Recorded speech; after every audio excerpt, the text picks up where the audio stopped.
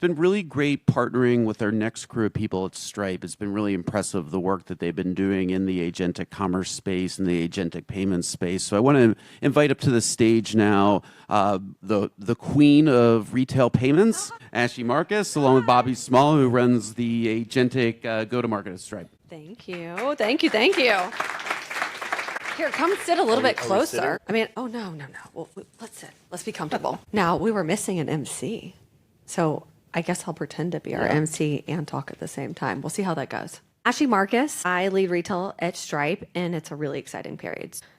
I would say 95% of my conversations with retail leaders are about agentic commerce. It's the topic du jour. And what I'm calling right now is we're in a period of agentic fog. And so what I'd like to take the time is we don't have to go and be very scripted. We're going to take you through some slides around what we're doing and what we're seeing. But please, we want questions. We want Q&A.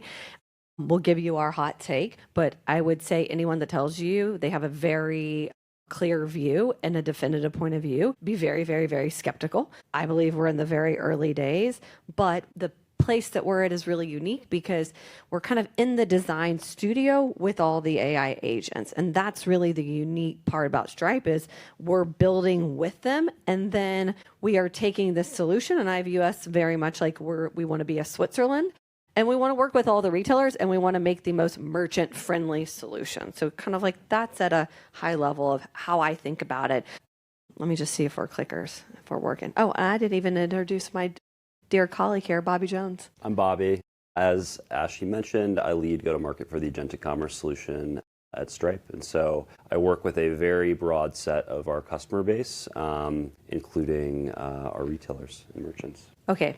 We're not going to talk about where everyone in this room is in their journey because this is a very savvy room. I have one question has anyone actually purchased through an AI agent? Just curious. Okay, so I have a couple. Of this room, how many have their feeds set up? I'm just curious. Okay, not a lot. Okay, that's a big opportunity. You know, it's interesting, like hearing, and I took some notes from the speakers earlier, and the piece that I actually, I went back to, and I looked this up, and it was in 2016, Kevin Plank declared, data is the new oil. And I actually believe that this year, in 2026, this is a year that data is sexy. Because every session, the common thread is data hygiene, and what is it? I'm going to take it, we're going to move from swamp to data lakes. And so that's actually kind of an interesting piece. But look, I've been in the industry for 20 years. I've been a student of retail.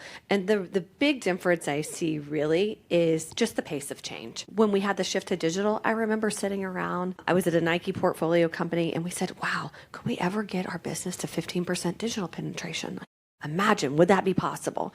And we had years to figure out what was our SEO strategy. When mobile came around, we had much longer. Every single kind of major seismic shift in retail, there's been more time. And in every one, there's businesses that have thrived. I look at the wholesale era. I remember being a student of retail and reading Marvin Trowell's book and thinking, wow, retail is theater. It is those magical store experiences.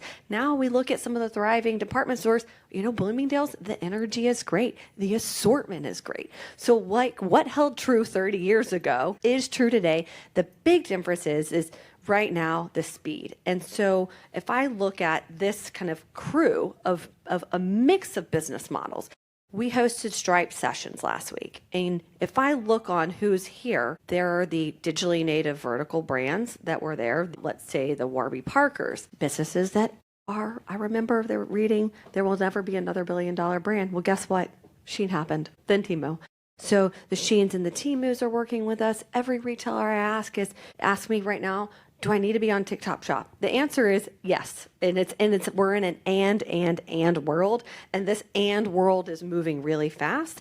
And what do we see is right now, we think it's just, we have a new front door.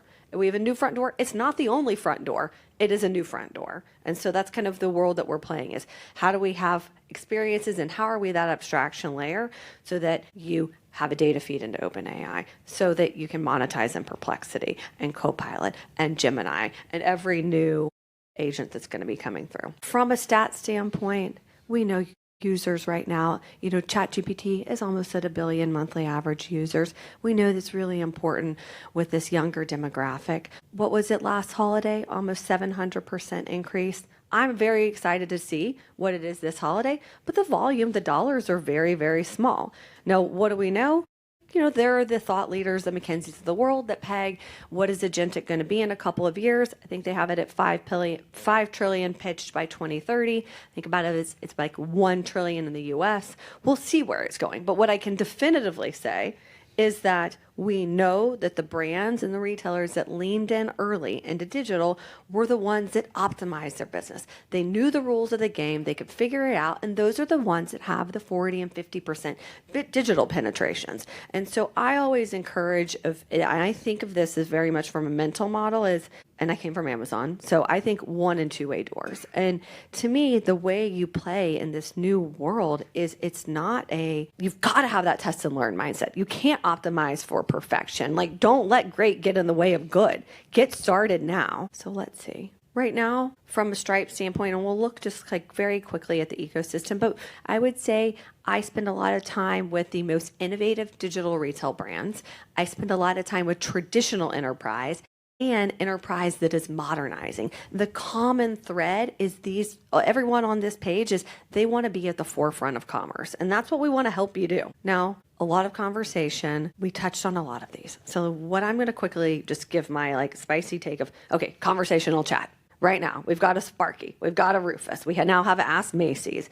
The home improvement retailers have them. And then there's Janet's Ask Ralph, which is beautiful, the first in luxury. So what do I believe is going to be an evolution here? Okay, well, number one, we know that the bar is being raised in the LLMs for retailers. Now, why is the bar being raised? Because I can go into ChatGPT and I asked, hey, I need a handbag recommendation for summer. Now, what did I get? Really good recommendations because I'm a really good prompter, Ken. I am. It knows my price points. It knows my aesthetic. And it knows I don't like logo. Okay, we go back to what's important. I actually flipped it and I went and asked Gemini, I need a new bag for summer. Tell me what you need to know about me to give me the best recommendation. It actually pulled out a couple other things. Pulled out size, which is important. Like, do you want a small bag? Do I want a large tote? I was actually looking for a mini straw bag, so my large tote wouldn't work. It also asked about end use and occasion. So 2 things immediately didn't come back. So these LLMs are actually, when prompted correctly, giving you really good recommendations. Now, I have a punch list of 5, and I think was maybe, Dan, you said, what is it? I'm going to get to 2, maybe. I have a punch list of 5. Now, the fascinating thing, and it all goes back to discoverability, I say you cannot monetize if you don't show up to the party. I pop into a store, I'm not going to name, I don't shame any brands, but a store on Madison Ave, and they have the perfect, such a chic straw bag right now. Guess what? They don't have their AEO Geo Act together because it didn't come up. And then I prompted and I prompted and I prompted. So while I have a punch list of 5, the one that I saw in the physical store didn't make it into LLM. So that's a long rant to say that I believe every single retailer, or I believe most retailers, will have some type of natural language search. And what it needs to be is really, really relevant because consumers know that they can get it in the LLMs. And then what I see as a gap is we're all about taking friction. I was a retailer before I moved on the tech side. Is taking friction out of the shopping experience. So when you surface an item that I might like in your internal chat, don't make me go through the whole checkout flow. Give me the 1 click. And so we'll talk about how the 1 click is manifesting, but flip it the model. We don't need to have the entire conversion flow. So that's what I see. The other piece that I'm seeing is blending is it's natural language prompting users are wanting, but customers don't think in terms of hey, I want to go to a chat because I want information in this over here on my order shipment or here around inspiration. So you as a retailer actually need to think about how is that one on-site agent solving the multiple uses of the customer and reducing friction. I get a lot of questions on OpenAI. Now, look, we invented or we co-authored the Agentic Commerce Protocol with OpenAI. OpenAI, I would say it's a knife fight right now on the frontier models, and right now they're prioritizing discovery. everyone here should be prioritizing discovery, because back to, there's no monetization if you don't show up. But there's different experiences. There's, for instance, like Sephora. And we have another retailer, I can't announce it right now, that we're launching different flows within the ChatGPT tabs. There's Instacart, there's others, okay? And then there's new modalities coming soon. I'm going to let Bobby talk to you about that piece. We probably should have had this slide earlier, but really, why work with Stripe is we're working with every single one of these AI companies. We are embedded with them. They're building on Stripe. They're monetizing with Stripe. We're working deeply with them. So the fact that every single AI business right now that's monetizing and this new list, the AI 50, it's 78% we're working with, but everyone that's monetizing is working built on Stripe. Right now, we're processing to almost 2 trillion in volume. So like the whole world, I'm not going to geek out over fraud. Like fraud in an agentic world is wild. There is no one that has a richer data set than we do. We've actually seen 92% of credit cards before, and it kind of goes to like the densest, like the complexion of our data set, because we're working with everyone from the startups all the way to the largest enterprises. But I am going to give it over to my friend Bobby to talk about ACS. But what I want to end on is A, giving time for questions, even though I know everyone is hungry for lunch, but B, the pace, kind of like tying back to earlier, the pace is so fast that even things that weren't available last week are available. And so I want to touch on that, even though I may spend a lot of time with the largest enterprises, where I am seeing crazy innovation and the ability to move with speed is retailers that are, it's kind of this cohort of, I'll shout out the name because the CTO probably wouldn't mind, but I was blown away by the fact that the CTO of Buck Mason was able to last week take what we announced at Stripe, and he had his OpenClaw build shoppable lookbooks. Okay, so this goes back to in-store personalization and how if you're building an agent on site, you really want to know. It's like Ask Ralph also had this in their kind of like announcement, and the ethos of how they were thinking about is it should be an associate tool just like it should be a customer tool. So if I kind of like think back to the ability to be able to use your OpenClaw, and he was like plugged into Claude for some elements. He was using OpenAI for the visual aspect, but he was able to very quickly say, with homegrown tools that he had built, I want a shoppable lookbook that ties to a trip I'm taking to Spain. It was full, and the imagery was like spot on. It wasn't made up faces, which is in a lot of AI agents. It was everything tied to inventory and stock. And then he used what we had announced last week, which Bobby will take you through, to make it shoppable by agents. And so I go back to like, wow, things are moving really fast. And those that are kind of waiting for perfection are missing that those retailers that are really nimble are taking tools that were launched last week, being really scrappy with OpenClaw, OpenAI, and Claude, and building things that hit on that lookbook could then be used by the store associate. And if I had a crystal ball, I would say it's probably going to be happening soon. So I go back to it's full circle, and we also can't forget about the in-store. Okay. Cool. I'm going to take the clicker here. And so Ashye, she really shared a industry overview in terms of what is happening in Agentic. I'm going to get much more tactical and walk you through what Stripe has built to support retailers and merchants. And I think, as everybody is aware, really what a merchant is looking to do with Agentic today is 3 key things. It is accessing these external platforms, enabling discoverability, also potentially enabling direct purchasing from these platforms. The other use case is powering your own first-party conversational chat experiences, which others have talked about. I actually think our strategy here really aligns well with some of the themes in the prior talk, just around limiting risk when something is so new. And so what we have built is something called the Agentic Commerce Suite. What this is a one-to-many connector where you integrate to Stripe one time. We can then connect you to our network of agents. And one of the reasons why we're so excited to be here at Logicbroker is one of the components of this integration is integrating product catalog and making that product catalog discoverable to agent networks. We now have a partnership with them that makes it very easy for a retailer to turn on product catalog, connect to Stripe, access our agent network, and make this accessible. I think an important thing to note here is when we were developing the strategy around the Agentic Commerce Suite, we really worked with a group of small co-design partners around the overall strategy. One theme I think you can define this as is think about it as merchant of record checkout anywhere. And so when you are working and selling within one of these agent surfaces, you remain the merchant of record, you own the customer relationship, and all the fulfillment related to that. Just to give you kind of a customer story, I think a good example of how we're working with our users is we find an initial use case that excites the customer that typically is choosing one specific agent.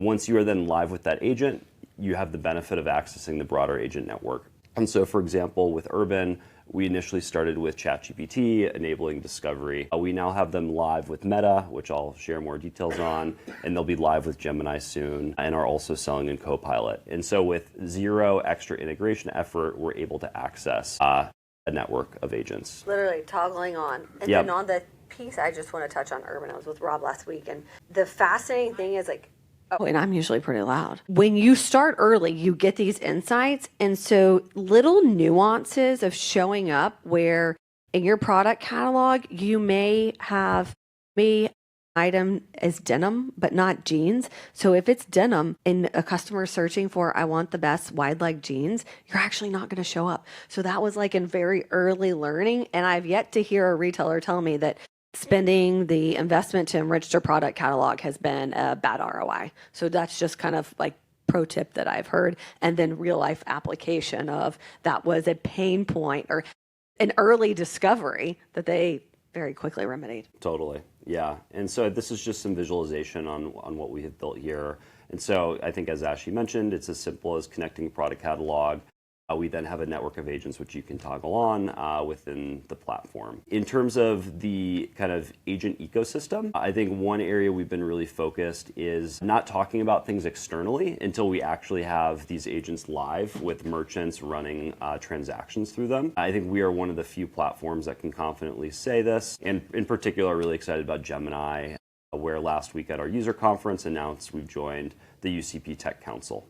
Which we're super excited about. One really exciting thing about Agentic at Stripe has just been seeing the really unique use cases built on top of these protocols. I think that they have emerged in ways that were maybe unexpected. And so the obvious example of an Agentic transaction is somebody buying something from Gemini or OpenAI. We have a partnership with Meta where we're now enabling one-click in-app purchasing built on top of these Agentic protocols. And so this is something that we're really excited about because when you look at the history of Stripe, it's kind of a story of building APIs and seeing all the interesting use cases that are built on them. And so over the coming months, there will be other interesting examples of this, both with Meta and other large social platforms that you're familiar with. With Google specifically, we are starting with a pilot group of merchants, including Urban, Fanatics, Quince, JD Sports, to go live with Gemini. We'll be moving into more of a generally GA state in July, August timeframe, which is going to open up the universe for a broader set of merchants to get live across Gemini ad surfaces and AI surfaces, which we know the whole industry is really focused on. And then lastly, obviously could not mention our partnership with Microsoft, who we have some great an attendee from here today. Also, by integrating to the Agentic Commerce Suite, you enable discoverability in Copilot as well as selling within Copilot, which is awesome. And then the last thing that I wanted to touch on, and I'm not sure how to play this video, maybe I just click one more time. Yep, is most people are thinking about Agentic as this third party of selling on other platforms. We think that there is also a concept of first party Agentic, which every retailer should be investing in. And so right now, for example, if you host a conversational chat experience on your website, it's probably really good at giving an answer to a question. What it probably is not great at is driving an end-to-end transaction flow. We think that's not a great user experience. And so you can see here, Stripe, we have an employee merch store. We use this to test a lot of the stuff that we're building. And we've embedded a end-to-end transaction within the agent we have in our Stripe employee merch store, leveraging Stripe elements, using a product called Link to make a really seamless checkout flow if you don't have existing card on file. And so we think this is actually going to be maybe is like the most underappreciated area of opportunity within Agentic is really optimizing your first-party surfaces. We also have partnerships, for example, with voice agents. There's a platform called 11 Labs, which is like a foundational voice LLM. And we also enable collection of payment information and completing transactions through voice agents, in addition to more written conversational chat. In terms of where are we going, this really started as anything new starts with a very focused use case. It started with retailers based in the US selling physical goods with simple fulfillment requirements.